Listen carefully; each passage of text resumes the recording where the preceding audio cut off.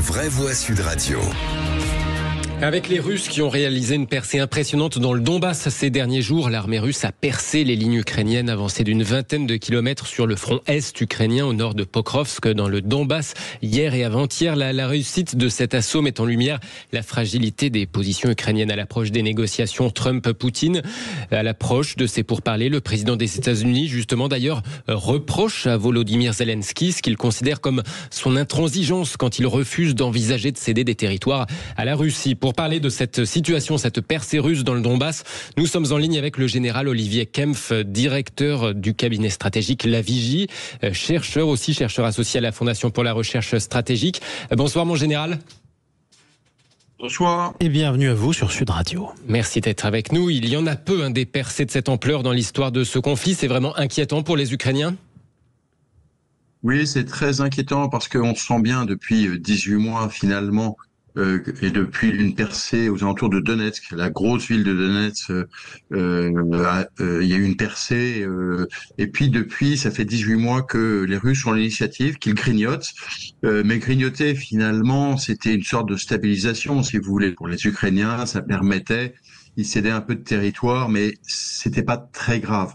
Là, on a quelque chose de beaucoup plus inquiétant. Votre journaliste l'a dit, c'est-à-dire une percée de 20 km, mais surtout une percée de 20 km qui permet deux choses et que l'on est en train de voir en train de se développer heure par heure. D'une part, c'est finalement l'encerclement complet, quasi complet pour l'instant, mais d'une conurbation de deux villes, Pokrovsk et Myrnograd, qui à elles deux font plus de 100 000 habitants. Donc là, on a quand même un des très très gros morceaux de ce qu'on appelle le Donbass, cette région de l'est de l'Ukraine. Et puis il y a une autre tendance à partir de cette percée. Là, c'est pas vers le sud, vers Pokrovsk, c'est complètement vers le nord. Et là, vous avez une grosse conurbation, là encore, le dernier pôle urbain sur lequel s'accrochent finalement les Ukrainiens. Kramatorsk, Sloviansk, Konstantinivka, donc des villes, mais tout ça, ça fait quand même 300-400 000 habitants. C'est les dernières grosses villes du Donbass tenues par les Ukrainiens. Et là, on est très inquiet parce que c'est en train de couper finalement toutes les lignes arrières. C'est-à-dire que au lieu de rentrer frontalement dans la ville, ce que l'on est en train de voir, c'est une forme d'encerclement en quelque chose, ou une manœuvre russe qui consisterait à couper les arrières des lignes ukrainiennes qui tentent de leur faire face, mon général. Alors on a un petit problème de liaison, comme on a pu le constater. On va vous retrouver dans quelques instants. Ce qu'on va se demander avec vous dans un instant, Olivier Kempf, c'est si les prochaines heures sont importantes. Vous l'avez dit à plusieurs reprises, les 36 heures qui suivent cette percée sont capitales et à très haut risque. Qu'est-ce qui peut se passer dans les 36 heures qui viennent sur ce front, mon général, puisqu'on vous a retrouvé à l'instant? Olivier Kempf, qu'est-ce qui peut se passer dans les 36 heures qui viennent? Oui, on vous a retrouvé. Que peut-il se passer dans les 36 heures qui viennent? Oui. Dans les 36 heures qui viennent, soit les Ukrainiens réussissent à mobiliser des réserves, mais ils en ont plus beaucoup, et à rétablir une ligne de front à peu près longiligne, mais au prix de pertes. Il va falloir qu'ils abandonnent des positions avancées qu'ils tenaient encore durement. Il va falloir qu'ils cèdent du terrain pour se rétablir. Ça, c'est la première option, la plus positive pour les Ukrainiens. L'autre option, c'est une percée, ça passe et les Russes s'engouffrent. C'est-à-dire que pour l'instant, on a vu des petites unités d'infanterie, on n'a pas vu de chars ni de transports blindés. Peut-être qu'on va voir ça apparaître et avec là une liberté de manœuvre de la part des Russes qui serait, alors pour le coup, très très inquiétante. Est-ce que ça veut dire qu'il y a un risque aujourd'hui d'effondrement du front ukrainien dans le Donbass? Olivier Kempf. Alors, oui, on vous a retrouvé, c'est bon. Alors, il y a un risque. Allez-y. Oui, il y a un risque d'effondrement ukrainien. C'est pour ça que ce que l'on est en train de vivre en ce moment est très important. C'est pour ça qu'on est tous, enfin, en tout cas, les observateurs, on est tous branchés en permanence sur toutes les informations. Oui, on avait de l'effritement progressif depuis 18 mois, comme je vous disais, et là, on a peut-être un risque d'effondrement au moins localisé dans la zone de Pokrovsk, et là, ce serait très inquiétant, oui. Est-ce qu'on peut imaginer que cette percée, cette attaque russe, elle ait été demandée par le pouvoir politique russe pour arriver le plus possible en position de force devant Donald Trump et ensuite face aux négociateurs ukrainiens? C'est une question que je pose depuis 24 heures. Pourquoi ? Parce que cette percée, on a l'impression qu'elle dure depuis 3 jours et donc elle est peut-être contingente. Mais en fait, quand vous regardez dans le détail, vous apercevez qu'elle a été préparée depuis le 20 juillet, c'est-à-dire que depuis maintenant 15 jours, il y avait des groupes un peu avancés, très infiltrés, et on a effectivement l'impression que à partir du moment où il y a eu l'ultimatum de Trump, qu'on a eu l'envoyé spécial de Trump, Witkoff, qui est arrivé au Kremlin, et que Poutine a essayé de trouver une voie de négociation avec les Américains, dans le même temps, donc ça c'était le volet politique, dans le même temps il a dit à ses militaires, écoutez, faites-moi quelque chose de façon à ce que on arrive en position de force lorsqu'arriveront les négociations.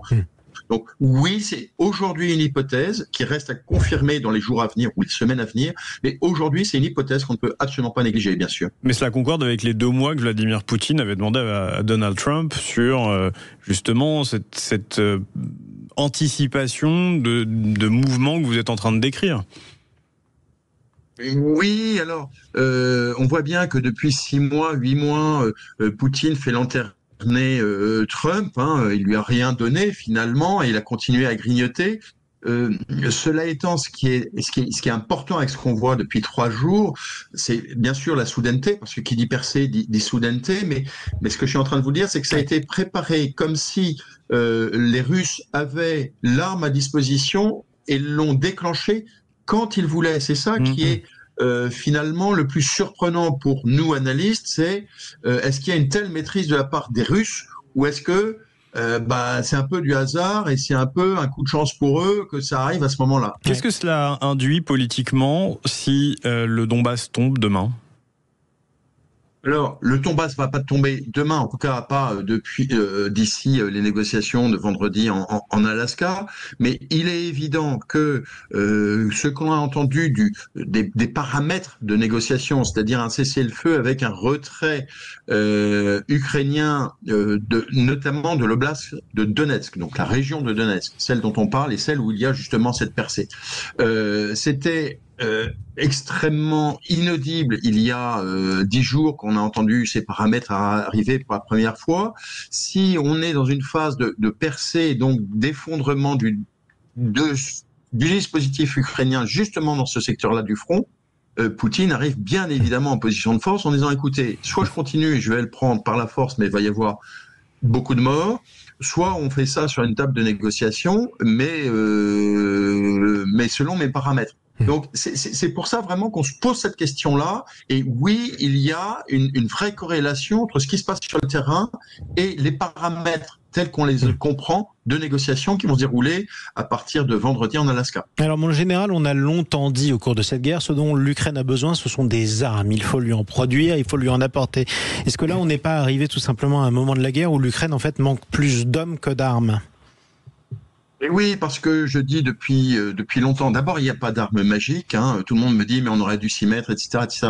On a, nous, les Européens, on a donné tout ce qu'on avait en stock, même les Américains, ils ont donné beaucoup de ce qu'il y avait en stock, et il y a quand même nécessité de garder encore des choses. On n'a pas relancé des industries d'armement, pas suffisamment, et en toute cas de cause, on n'était certainement pas sur les volumes exigés par le niveau de guerre, de ce qu'on appelle haute intensité qu'il y a dans cette guerre d'Ukraine. Donc, on est arrivé au bout. Donc, c'est pas une histoire d'armes, c'est pas une histoire de munitions, c'est effectivement une histoire d'hommes.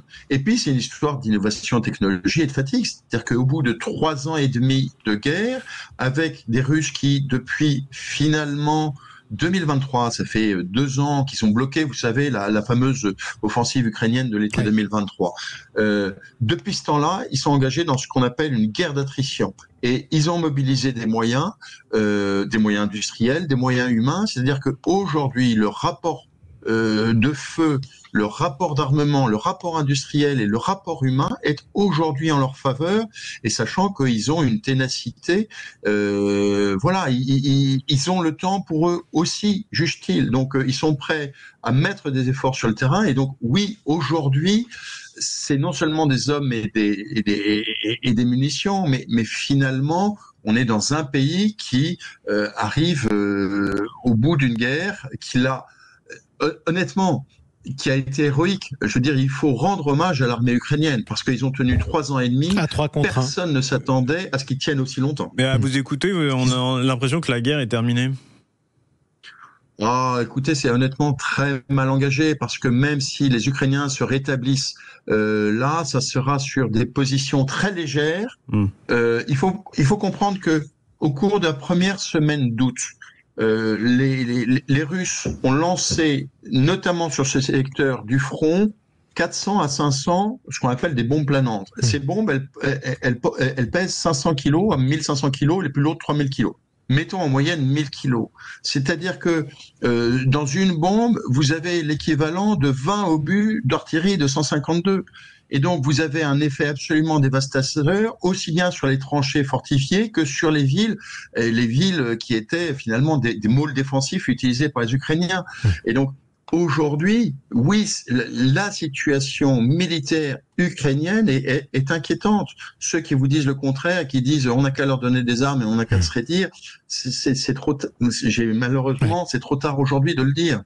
Et quoi qu'il se passe, en tout cas dans les prochains jours, les Russes n'auront pas atteint leur but, qui était prendre Kiev en 3 jours. En tout cas, au début de cette invasion déclenchée par Vladimir Poutine. Merci beaucoup, mon général, pour cet éclairage. Et à bientôt. Bonne journée. Sur Sud Radio, Olivier K.